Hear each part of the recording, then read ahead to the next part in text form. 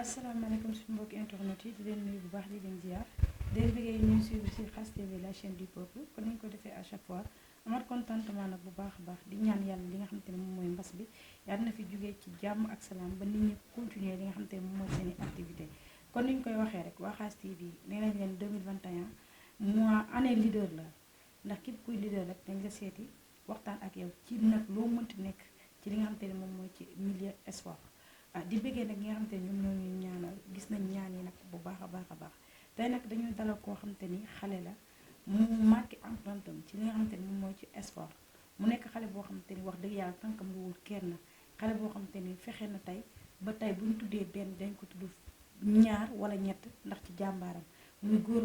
Gora Ndoye nag nekk président des amateurs des jeunes amateurs du moins président des jeunes amateurs mu nekk xale boo xamante ni nee naa tànkam lu kenn tey moom la ñu dalal fii ci suñu plateau fa seen waxtaan ak moom ci li nga xamante ni moom mooy ci làmb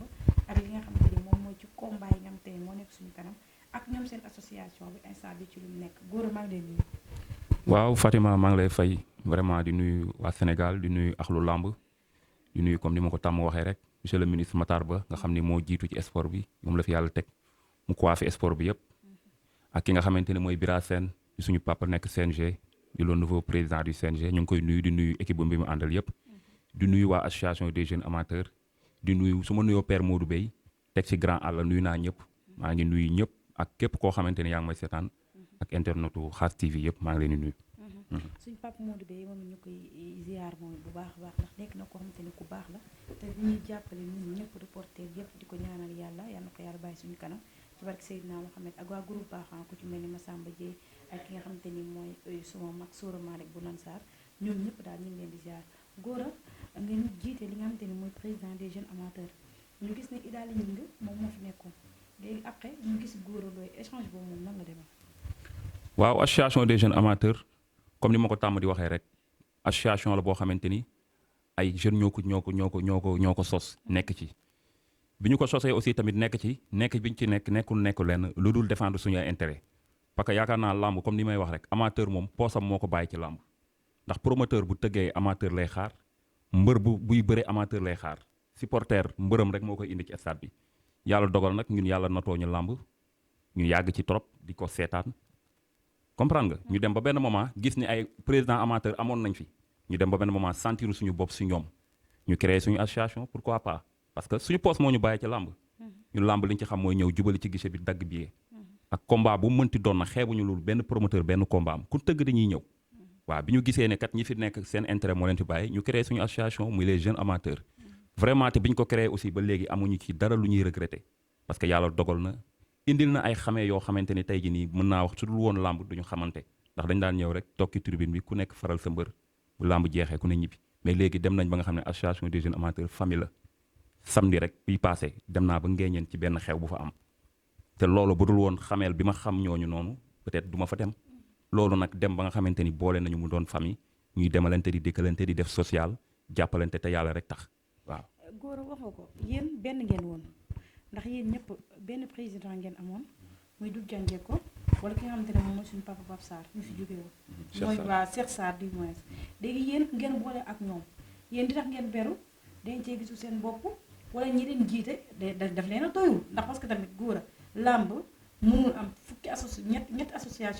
association des amateurs mooy bu Doudou Diagne ko dirigé te moom Doudou Diagne ko sax instant bi moom mandaam jeex na te moom nee na moom bëggatul waaw beneen bi yow yaa ko jiite beneen bi muy authentique est-ce que président yu bari kii nu mu tudd groupe yu bari yooyu yëpp tamit doon kii làmb tamit doon xaw a mel luy jaxase làmb ngeen baal parce que tamit yéen benn doo nga fi nekkoon mais da ngeen ñëw pour jaxase wala da ngeen ñëw pour la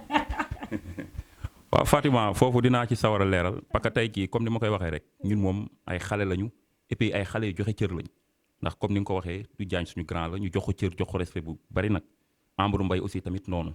parce que kenn ku ci nekk ci ñoom rek am na lu la association des jeunes amateurs defal muy teraanga ndax yaakaar naa Amadou Mbaye ñun tuddee nañ ñu drapeau ñu jël drapeau bi delloowaat ko loolu nekk respect tuddee waat ko mu ñëw jëmal ñu du jànjee ko tuddee nañ ko drapeau ñun ñu ànd ak moom fekk ko këram ànd ak moom dem ca làmb ja loolu man def naa ko te dégg naa ci lu ne te pourtant bi ma koy def jàmm rek laa jublu te boobu yéen waa jeune amateur te boobu ñun ñu ngi jeune amateur moom mu ngi kuréelam parce que loolu yëpp li ko waral mooy làmb xool asamaan la jarul buuxante ku ne mën nga xool dem ñun ñëpp làmb mën naa wax ni ku ci nekk si ñun lim ci def buñ ko delloo woon mën na tabax immeuble amuñu ci làmb dara ñun amateurs yi lu dul ñëw amuru lañ làmb lañ am ñëw seetaan mu jeex ñu ñibbi des fois sax nga ñëw doo gis làmb gis nga ñàkk jariñu Alioune Seye dañu ñëw ba ca làmb ji am problème ñu ñibbi kenn remboursé wuñu kon yooyu noonu mooy li may wax chaque jour rek ñun amateur ñun rek ñoo perte ci làmb. mais beru bi pourquoi pas parce que tamit bu la ay nit jiitee nga dem ba sentiroo sa bopp si ñooñu parce que sentir sa bopp mooy nit tey jii man jeune amateur mënu ma leen jiite ñëw stade billet yi cher billet làmb yi cher Fatima billet mën nga yow mu góor a mën nga mën billet 10 000 francs am ku nekk sa ginnaaw Abdou Salam mënul billet 10 000 francs da nga koy sóoraale booy wax da ngay généraliser mais bul xool yow mën nga rek ñeneen ñëpp mën nañ. mais boobu du jànje ko moo fi nekk mais gisuñu benn intérêt bu muy kaasal amateur yi. nga xanaa daawul waxtaan ak yéen. non fan lay waxtaanee ak ñun association boo xamante ni yow mën naa wax ni ñi nga jiite woon sax ñenn ñi bàyyi nañ làmb ñii ñëwatuñu ñii feebar nañ làmb xale koy def de yow Fatima. làmb xale comprendre nga ñoom biñ ciy toll. dañu marqué seen empreinte def li ñu war a def du jaan ñu ngi ko fal en 2002 ba 2021 ça fait combien d'années mais nguur day jeex. Alioune Sarr lan lañ ko fi jëlee suñu papa Alioune Sarr ma koy nuyuwaale de passage. moom nen doyal na koo wax mu ne daf fi yàgg Alioune Sarr heure bi mu xëy samedi dem ñoom dañoo waroon a gontu dem ñoom paa yi mais si parce que gis nga. mais du jaañ yow du jaañ dalaa mag ngaa paa la yow du jaañ ba non déglu ma Fatima gis nga tey ji nii làmb ak génération bu ne ñoom bi ñuy seetaan làmb ñun ñëwuñu ci làmb ñun génération bii nii nekk ci roi des arènes bi nii lañ tombeel de passage mooy nuyu Khadim Fall nga xamante ni ancien amateur la boo xamante ni moo njëkk a tëgg Modou Lo Stade Assane Diouf. mais yéen lan moo waral. ngeen beru parce que wax nga ko nee nga làmb xale. mais Doudou Diagne jóge woon demoon na. Cheikh Sarr ñëw mais après gars yi ñoo ko réclamé parce que Doudou Diagne li mu mën ci làmb am na connaissance bi day def social benn bi mooy que ni moom bëri na ay dugg-dugg ndax gars yi ñoo ko réclamé woon amaana tey yéen boo leen defoon seen poste ni mu waree est-ce que kon gars yi nañ ko réclamé pour mu ñëwaat Doudou Diagne gars yi ñoom ñoo koy réclamé nag de. gaa yi ñoo ko bëgg de. non xam nga moom ñi koy réclamé mooy maanaam ñi muy jiite ñoo koy réclamé mais ñun réclamé wuñ ko. non lu ñu koy réclamé ñun lu ñuy réclamé ñun déggoo li ma la wax ñun xam nga lan moo ñu bàyyi ci làmb ñu am xaalis ñëw dagg bi dugg amuñu ñu toog suñu kër làmb lu ñu la xam-xam doo ñëw ci buntu ba ñu ne bàyyi leen góor a yàgg la ñëw làmb làmb gisee la xam. mais beru bi pourquoi beru. non beru bi parce que ñoom mooy li ma la wax rek seen intérêt lañ moo leen fi bàyyi ak seen bopp rek la ñuy waxal ak seen intérêt ñun nag dépassé nañu fu ñuy bàyyi suñuy jabar bàyyi suñu njaboot ñëw ci làmb pour ay nit non dépassé nañ loolu nekkatuñu ay xale kenn association bi boo xoolee bi ñu ko créé ba léegi fii may waxee yow nii ibbi nañ suñu compte bancaire du jaañ association bi amul compte bancaire si amul compte bancaire defuñu social avant tout sax fi ma waroon a njëkkee mooy di jaale sama rak nga xamante ni Jules Baldé Junior dafa génn àdduna mu nekkoon suñu rak nekkoon suñu doom nekkoon suñu lépp ñu taxaw ko ba yàlla dogal li mu dogal ci moom depuis lors aw ma occasion pour ñaanal ko ma koy jaale waa Pikine di ko jaale yaayam ak ay sëram vraiment mu nekk loo xamante ni tey jii nii tamit marqué nañu trop comprendre nga tey amateur loolu lañ koy doyee ngay toppatoo waa làmb di nemmeeku nit ñi di xam ci lan lañ ne. mais du jànjee nemmeeku non mais yow Fatima man ci làmb ji laa ne du ma xale ci làmb ji ñoom ñëpp biñ leen di fal maa ngi taxaw ci seen association yi laa bokkoon mais déggoo li ma la wax bu doon 100 personnes 60 yëpp dem nañ. mais yéen kon da ngeen yeneen 15 yi instant yi duñu feebar. ñëwatuñu làmb non yow làmb yow surtout arène nationale bee nga xam dafa ngelaw ñu bëri dinañ bàyyi làmb maa la wax loolu. ndax la non mais yow tamit parce que banlieue bi ñoom sawruñ ci ñëw ci banlieue bi. li ñu bëggoon mooy làmb ji des ville ñuy toog ba 4 heures 5 heures. combat yi ndaw yi sax duñ ko seetaan. non yow tamit gars yi ay amateur yu mag yi ay amateur événement lañ non mais mooy li ma la wax combat yi mag yi moo leen di indi ñun nag ay amateur lañ yoo xamante ni déggoo li ma la wax ñaari grand sax boo ko tëgee dañuy ñëw mais est-ce que tamit yéen bëggoo leen woon comme jiite bi mu leen jiite xaw leen a kii moo tax ngeen jékki-jékki benn instant rek yéen ndax seen beru dafa mel ni ci benn combat la woon de ngeen jékki-jékki rek tas dem seen benn turbine gars yi ne béy li lañ koy jaayee yéen ngeen fippu xam nga muy combat nongolo ak ki nga xamante ne moom mooy kéwal si ngeen fippoo si la wax jooju sax commencé am ba ngeen gedd créer seen association ñu tuddee leen drapeau xam nga ngeen yaakaar ne instant bi daal def kii am association nu mu tudd des jeunes amateurs kii def amateur kii def authentique yéen gedd boobu ngeen gedd pour lan la woon. waaw Fatima mooy li ma la wax rek gis nga ñu bëri ñu ngi wax te xamuñu association des jeunes amateurs lan moo ko wundu association des jeunes amateurs mooy li ma la wax rek ci début bi ñëw ñu ci làmb lu dul défendre suñu ay intérêt. mais ban intérêt. intérêt amateur. amateur intérêt xam nga mooy lan billet bu cher nga woo promoteur bi waxtaan ak moom ñun ñaata promoteur la ñu woo ñu wàññi billet yi parce que xam nañ ni ñun buñ ko mënee am nañu ko mënul dañuy ñëw stade fi ñuy toog dañuy ñëw fekk chaise yi tilim déclaré nañ ko ministre Matar Ba ministre des sports mu nañu loolu dañ ciy jël ay matuwaay ci nu mu gën a gaawee parce que yéen waroo leen ñëw stade fekk tribune yi di trim boobu la ñu jël matuwaay yi chaque jour que jëfee saa bu combat amee veille combat promoteur bi day ñëw ñu nettoyer stade bi loolu jeune amateur moo ko kaas combat ndongolo combat Aline Seye ak ñax jariñu ñun gisoon nañ ko avant ñu ñëw arène nationale gisoon ngeen ko si parce que combat bébé Bismi ak Ada Fass am na problème boo xam ne ci biir stade bi stade Iba Mar ba Max Mbargane ne lamb dina mës a am coow am ci biir lamb ba bëre du am na ci CNG bi jël ay matuwaay bi ñu toogee ak ministre bi dañ ko wax yàlla dogal jour bi affaire bi di am ministre bi mu ngi toog kon ñun lu bëri dañ koy gis te yi ma lay wax ni ci ay petit combat la ñu commencé woon gis loolu loolu moo waral tey association des jeunes amateurs formé wu te formé bu mu formé wu déggal mu la wax rëcc wuñ ci dara ñu ngi liggéey suñu liggéey association des jeunes amateurs ñaata ouvrier ñoo fa nekk amul chômeur ñëpp ay chef d'entreprise lañu de passage ma si nuyuwaale Modou Baye Fall nga xamante ni tey mooy suñu frère boobu nekk xel comme automobile nga xam ne ku sa oto panne fa ngay dem réparer ko comprendre nga ak ki nga xamante ni tey jii nii mooy Abdoulahat Touba Belel Pneu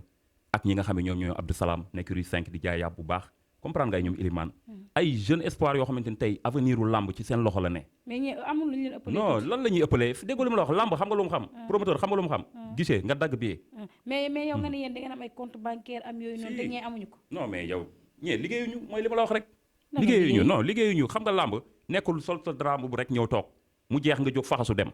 et puis di xool lamb yi ngay ñëw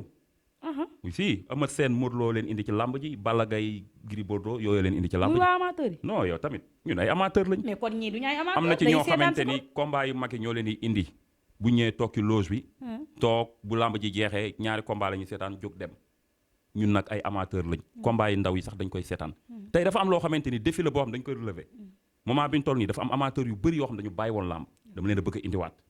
si ay grand yoo xamante ni maay waxtaan ñu barki dem rek maay am ko may waxtaan la Pam Ndiaye Tolbiac ak Pam Ndiaye Wakaam ñooñu nekk ay amateurs yu mag ñoom Xaadim Fall am na ñoo xam ne dañu bàyyi woon lamb dama leen bëgg a indiwaat parce que dañu dem ba gisatuñu seen bopp ci amateurs yi ñu mujj obligé bàyyi toog te loolu du yoon ci lamb ji lañ bokk nañ ñëw toog jël seen wàllu comme ñëpp waaw de passage mooy nuy wàlle ñoom Sëwru Fall ñoom Ngaati Sey ñoo ñëpp ci bureau amateur lañ bokkoon tey jii nii dem nañ ba kenn gisatu leen suñu papa aussi tamit Ibra Diop bi nga xam ne moo njëkk a nekk président des amateurs ma koy nuyuwaale moom it de passage dégg naa dafa feebar mu ngi Kaolack te kooku moo njëkk a nekk président des amateurs fii may waxee yow dafa feebar ba mu ngi Kaolack di nuyu suñu papa Saliou Seck bëgg jàmm ñu dañoo am ay pas yoo xamante ni dañu ne suñu ginnaaw dañu dooleel. mais affaire bi xanaa dafa am benn récompense dama gis ne dafa xaw a bëri xëccoo est-ce que dafa am lu ñu leen di compal wala lan moo ci nekk dafa am benn mbaqus bu nekk ci biir non parce que. non Fatima non dafa am mbaqus xanaa dafa am non Fatima non am na compal xam nga làmb li may wax rek làmb mbër rek moo ciy gagné ak promoteur. mais xanaa présidente des jeunes amateurs tamit. président des jeunes amateurs benn jigéen na volontaire tamit ñëw ñoom nekk Awa Wan présidente maa leen di nuyu de passage ñoom Awa Wan ñoom Mame Diarra waaw ay ñoom Siga waaw ñoom ñëpp ñu ngi ci biir maa leen nuyu de passage Mame Diarra bu Tafatine comprendre nga loolu moo lay wan ni association des jeunes amateurs maanaam booloo loon def bokk ndey bokk baay maa ngi dégg ñu ñuy wax ak ñun waa groupe baax waaw groupe baax c'est relation groupe baax suñu relation ak ñoom ak ay relation yu noble la yàggul dara organiser nañu match ak ñun ak ñoom Dakar Sacré-Cœur waaw ma leen di wax nañu pare nag dañuy jël si revanche ndax ñooñu dër 2-1 xam nga loolu wane na ni ñun ak ñoom benn lañu yàggul samedi passé Amdi Moustapha bi mi ngi ngénte parcelle daja naa fa ak Sora Malick ak ñoom ñi nga xam ne ñooy Massamba Dieye ak waa groupe baax yëpp may nuyu ñoom Ambou Mbopol ñooñu suñu ay frère lañu réeroowuñ ci dara ñun utuñu tur utuñu lenn ñun ñëpp koo ci gis ci jeune amateur am nga métier ñii ay tailleur la ñii ay commerçant la ñii ay mécanicien la ñuy ay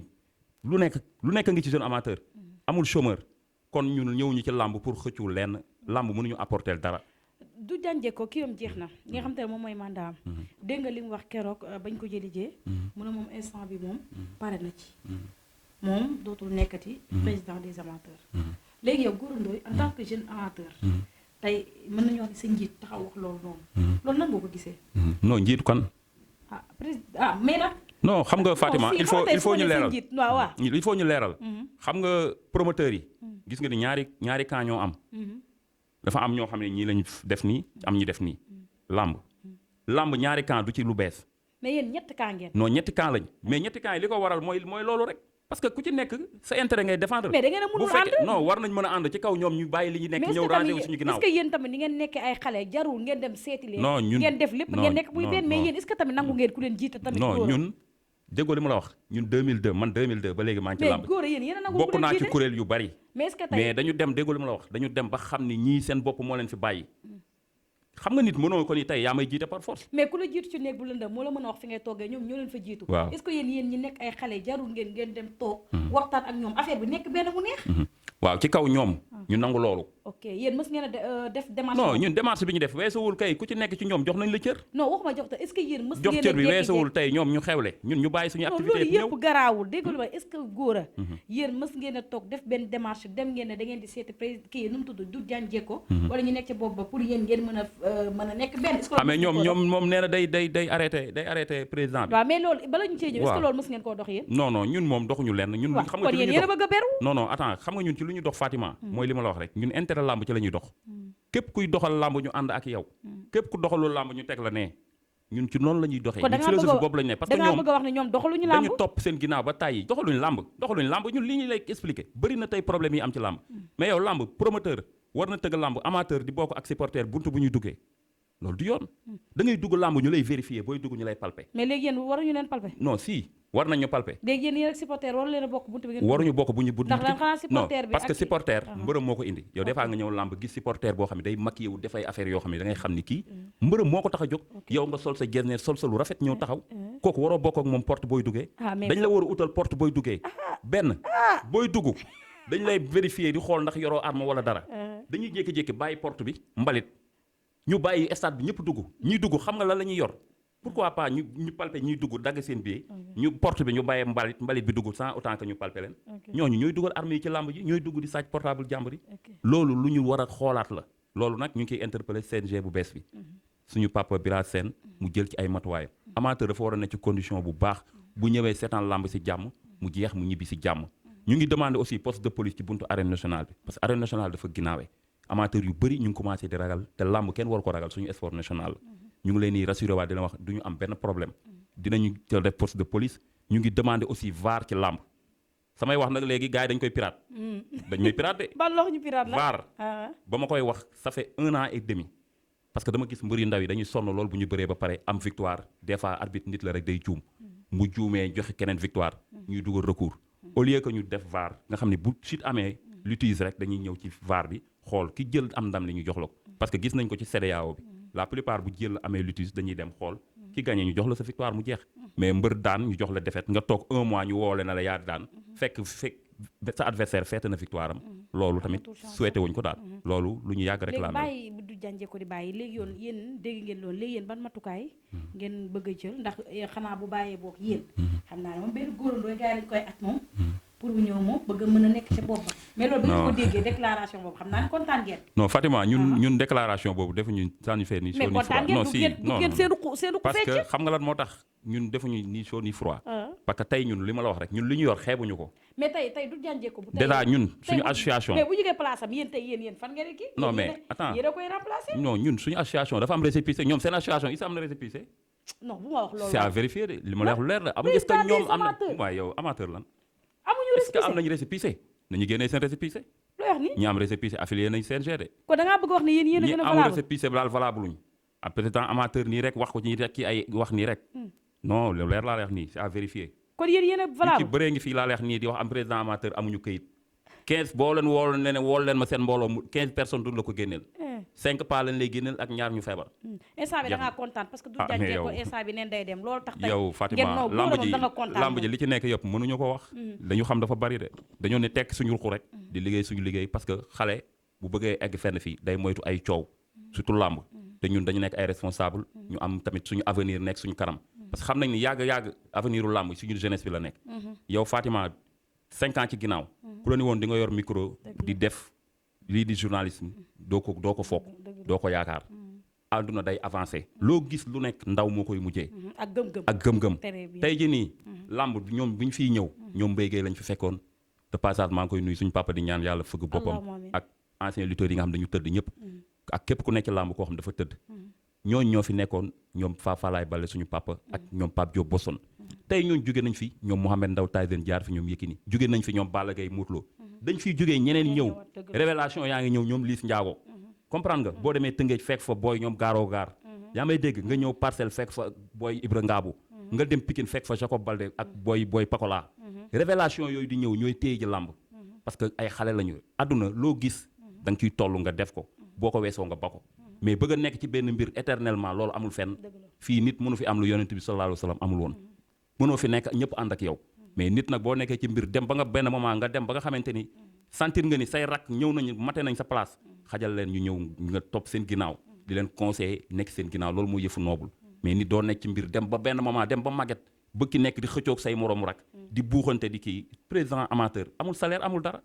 say temps ngay perte di jël sa xaalis di ko perte di perte sa temps ci lépp amul salaire amul benn revenu lu dul rek mbooloo wóolu la jiital la nga xam ne tamit mbooloo xëy na bu ñu la jiitalee confiance la mënoo def lu dul liggéey jàppale leen nga nekk ci loolu en même temps aussi tamit nga am amuuru làmb loolu moo ñu ci bàyyi. am na solo beneen bi mooy comme que li ñu dese li nga war a leer yëpp leer nga ko te li ñu dese ci waxtu presque sax jeex na làmb huis clos ñu gis ne ren heure bi daana fekk làmb yu mag am suñu papa Gaston Mbengue ñu ngi koy nuyu bu baax a baax a baax ndax gis nañ fan yi jéego yu muy def ay ku ci mel ne ay Fallou Ndiaye Assane Ndiaye ñoom ñëpp volontaire wu ne pare nañ pour tëgg huis clos père Gaston moom neen su amee lu ko gënal la 4 avril ba gën a tëgg mais tey instant bi nan nga gisee ndax bas moom nañu ñaan yàlla rek mu jóge fekk jàmm ak salaam ndax tant que mi ngi fi moom wax dëgg yàlla kenn ay muy làmb ak loolu yëpp dara du leer mais instant bi làmb huis clos bi ñu commencé wax ñii dañu d'accord ñi d'accord ñi ne làmb huis clos saful suukar saful xorom yow làmb huis clos bi nan nga ko gisee waaw làmb huis clos bi ni ma ko gisee mooy comme li nga xamante ni tey monsieur le ministre Matar Ba maa ngi koy nuyuwaat muy suñu kilifa woo nañu récemment bureau ministère waxtaan nañu ak moom mu am ay cadre yu ñu dénk mooy que ni mu ngi waxtaan ak njiitu réew mi nga xamante ni moo ko fi teg pour que ñu fexe jàppale promoteurs yi subventionné leen ñu mën a tëgg làmb huis clos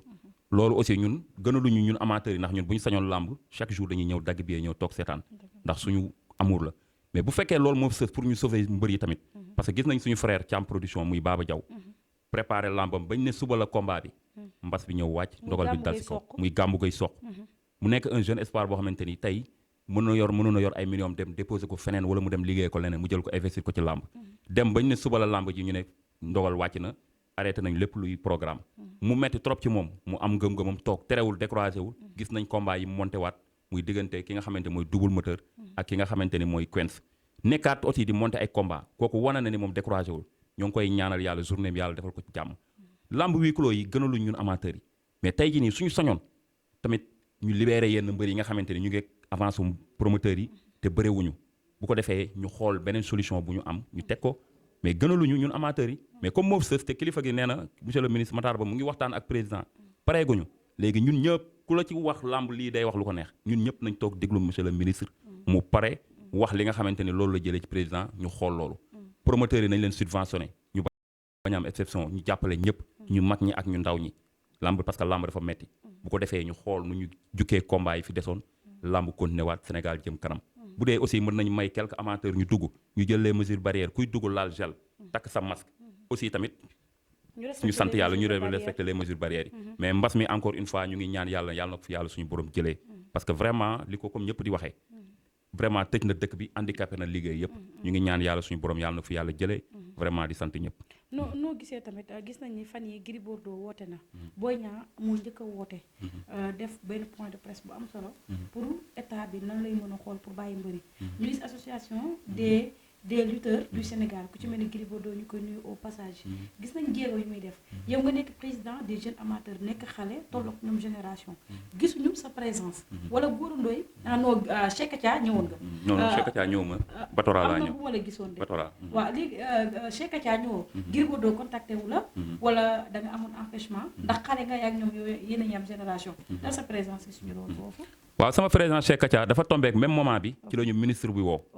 ministère daf ñu woo même moment boobu noonu boobu ñu ngi woon ministère doon wuyu monsieur le ministre Matar Ba pour ñu waxtaan non si yëg naa ko mais am na ko mu yebaloon muy Modou Faye Roubé demoon na fa teewal fa jeune amateur te liñ fa waxtaane yëpp tamit jugaloon nañu ko suñu groupe WhatsApp bi nga xamante ni ci la ñuy waxtaan comprendre nga ñun dara réeruñu ci làmb Boy Niang ma koy nuyu de sa passage muy sama frère nekk booy bu baax bi mu toogee bañ ne ginnaaw suba la affaire bi woo na ma yëgal ma ko it te gis nga ma fa maay foon toog teewal fa amateur yëpp kon jàpp naa ne tey foofu bu ñu doon wax président amateur kon jàpp naa ne ñoom waroon nañ fa teew kenn ci ñoom non mais mooy li ma la wax rek nekkuñu au courant ñoom newuñu ci làmb ji ñu ngi ci yeneen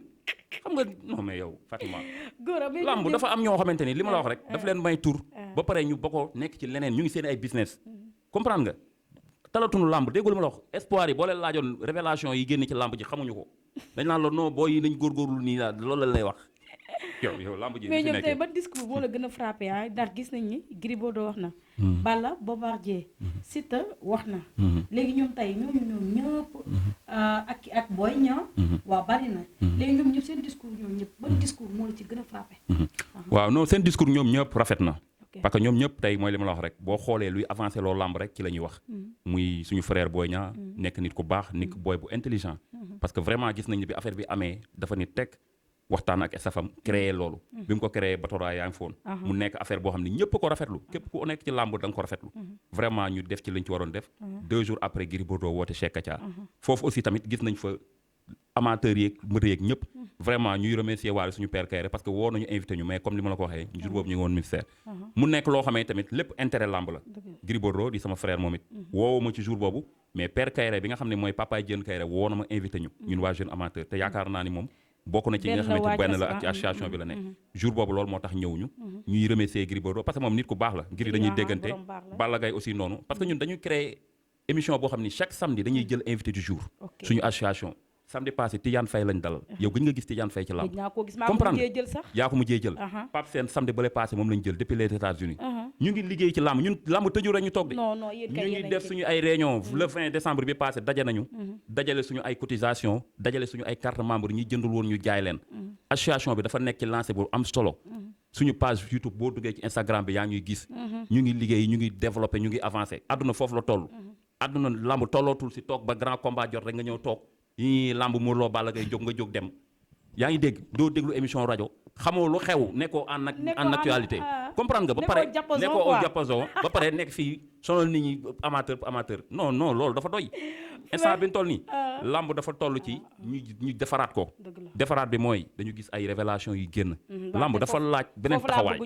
tey xool leen yéen seen wàllu presse bi xoolal tey ku mel ni Boy Mamadou Mbaye nekk 2S xoolal ñoom Lamine Lutte TV ñoom Babacar xoolal ñooñu tous bi ñu indiwaat ci wàllu média xoolal tey Fatima comprendre nga Wasaare xoolal sa doomu ndey ñoom Baye Jili yéen da ngeen a indiwaat beneen taxawaay ci lamb lamb loolu la soxla lamb chaque 10 ans day am ay nouveautés yu bees révélation yu bees comprendre nga waaw lamb day toll moment boobu loo gis àdduna loo gis continuité la nit da ngay nekk ci mbir ba dem benn moment mënatoo nga bàyyi ñeneen ñëw àdduna foofu la toll ñu bëri nag ñu ngi naan ay dañuy bàyyiwuñu lamb moo leen bàyyi xam nga bàyyi lamb ak lamb bàyyi la bokkul. fi may jeexalee mooy. mais gis nañ ni ren mais révélation yi. ñu ci félicité bu baax a baax Jackson Junior bu Géejawaay. di ci félicité ki nga xamante ni moom mooy Mama Lamine. ak kan la sax 4 personnes lañ def. Mama Lamine waaw ak ki nga xamante ni mooy Jackson Junior. ak ki nga xamante ni mooy Jamteeri bu Kayaar. ak ki nga xamante ni mooy géant bu bari ci lutte simple bi. mais nan nga leen gisee. ku ci mel ni Jackson bu Géejawaay. non Jackson kooku. vraiment mbër la boo xamante ni man dama ko yàgg a suivre Jackson man nawee ma ko ci ay victoire maa ngi ko nawee ci defetam keroog bi ko kàngam daanee mu ne day lu génn géew bi keroog man ak Abdou Salam ñoo ko dàppoo ba seen waa ko ñu fekk ko fa ñu ne ko lii xanaa du làmb rek mu ne kàngam waruma daan kooku mbër bu am jom la moo tax lii muy def nii bettu ma waaw moo tax Jackson bu ñu ko boolee ci révélation yi ñun amateurs yi xam làmb xam booy yi topp leen xam nañ ni mérito na ko Mama Lamine kooku moom sama doomu ndey la sama lépp la sama xarit la moom ndeysaan moom dafa ni ma yow doo sax jeune amateur doo président jeune amateur nee na yow yaay président amateur yëpp parce que ndeysaan moom seen xamante mook Jules Baldé Junior ci man la jaare muy loo xamante ni vraiment lu rafet la ñuy déggante téléphone ba ni semaine bi Jules Baldé Junior génnee àdduna ak ki nga xam ne mooy Coly Faye numéro 2 te ñëpp xam ni Coly Faye 2 ak Jules Baldé Junior bëri woon nañu ay ñagas-ñagas am seen diggante ma dox ci tànku jàmm ba ñu déggante ci jàmm loolu nekk ay gestes nobles yoo xam ne ñun dañuy def ba li ñuy def pare ne pat jàpp suñu jàmbur Mama Lamine nekk booy bu baax ñu koy ñaanal yàlla defal ko jàmm jamteeri nag moom kooku sama mbër la man fi mu ne nii su may am mbër benn mbër laay am muy jamteeri ndax ñoo bokk dëkk Kayaar fi mu nekk lépp lu muy def sama loxo lay tegu boo ko invité woon tey ji balaa départ dina ma woo ne bu góor dañ maa invité jamteeri kooku moom sama mbër la waaw ak ki nga xamante ne moom moo nekk ci lutte simple bi waaw ki nga xam ne moo nekk ci lutte simple bi muy géant kooku doom la ci Lay Njaay bu Queens Lay Njaay bu Queens war naa xam nga xam waaw mu nit ku baax yàgg ñu wax géant ndeysaan bërki démb rek le finalu samedi moom ak ki nga xamante mooy Pape Thiam bu Géejawaay Gambi Pape Thiam daan ko muy booy boo xamante ni aussi tamit révélation yi ci la bokk ñoom booy Liss Ndiago ñoom booy Ibra Ngaabu ñoom Pakola ñoom Jacob Balde booy yooyu ñooy téye ji lamb ëllëg parce que ñu ngi ci lancé bu doy waar kon na leen lamb bàyyi xel ñooy révélation yi génn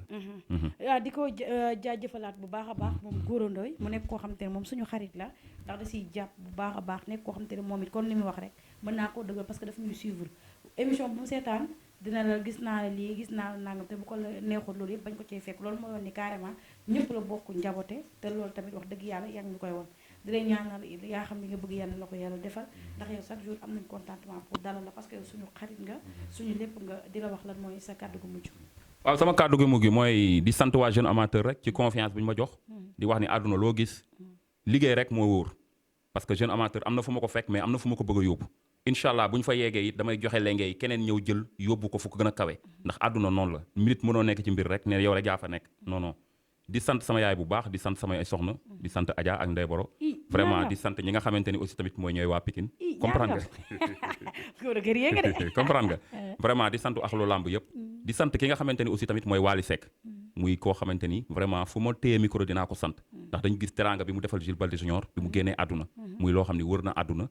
ak Jibi Ama bërki Dembo Ndiaye muy koo xamante ni vraiment comme ni ma koy waxee Pikine dañu soxla genre nit yu mel noonu buñ la soxlaa nga génn mais Wally Mbaaj gàcce ngalaama ñu ngi koy sant di ko gërëm di gërëm aussi Dora Gueye chéri Clara gis nañ moom it li mu def ba pare ne bëggul kenn tudd ko muy nit ku baax nit ku am jàmm nit ku bëgg ñëpp vraiment di def katu lu baax di sant aussi suñu papa Demba Ka bu EDK OL ndax gis nañ moom it moom moo njëkk a taxaw Jules Balde Junior Abdoulahat Ndiaye moo ko indil écran plat bu toll nii ak li nga xamante ni mooy chèque bu xaalis bu bari jox ko ne ko nga wooree ko xaalis bi chèque bi sama loxo la nekk 500 000 yi nga xam ne moom la ko le ministre Matar Ba mujjee jox maa ko denc ba ni mu génnee àdduna loolu nekk ay gestes yoo xam ne il faut mu tooy tudd ndax nit bu la defaree lu baax foog nga wax ko man du ma géwélu kenn mais képp ku ma lebal teranga dinaa la gërëm monsieur le ministre Matar Ba ñu ngi koy sant di ko gërëm di sant ki nga xam mooy Dora Gueye Wally Seck ak ki nga xamante ne mooy suñu papa bu Demba Ka bu EDK OL di sant ñëpp di sant axlu làmb di sant vraiment amateurs yi di sant diaspora bi aussi ñoom Baye Soogi nekk États-Unis ñoom Ndey Ami bi nekk France vraiment ak waa Gabon amateurs yi vraiment instant yi toll nii jeune amateur rek moo leen ñor ñoom ñëpp waa ëttu làmb ji ñoom ñëpp ñoom laay vraiment ñoom Salif Sakho ñoom ñëpp ñoom Siga vraiment ñoom Maam Jaara ñu ngi leen di sant den gërëm di sant axlu làmb yëpp ku lim juum ñu ngi sant ñëpp di gërëm ñëpp di la gërëm yow aussi yow suñu sœur nga nekk nit ku baax ñu ngi gis liggéey bi ngay liggéey di la ñaanal yàlla defal la bonne continuation defal la jàmm di wax nag site internet bi nga xam ne mooy Jeune Amateur TV na ko gars yi xaar mu ngi ñëw. na ñëw bu ñëwee ñu ngi ñëw de Jeune Amateur TV mu ngi ñëw vraiment te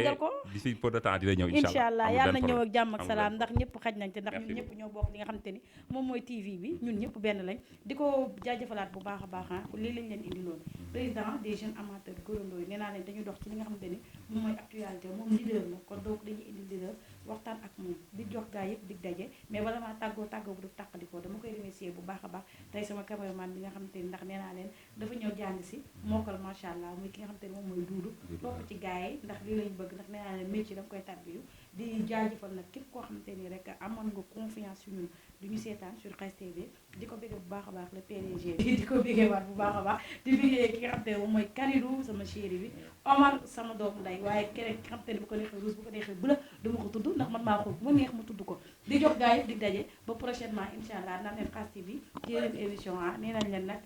wax dëgg yàlla commencé bu ñu dañuy fo comme que 2021 corona bi daa ñëw dañuy ànd ak yéen pour leen divertir mais bu corona bi jeexee di ngeen gis lu garaaw góor Khass TV moo fi ne mooy le leader c'est le meilleur Khass TV jeex na mais Oumou Sana borom ki nga xam te moom mooy création nu mu tudd mi ngi indi nag émission bu garaaw boo xam te ne Khass TV yéen tailleur bi yeboo ngeen waajal xale baa ngi ñëw de xale bu fashion bi mais Mira Diop sama xarit sama doomu nday amal jàmm bu baax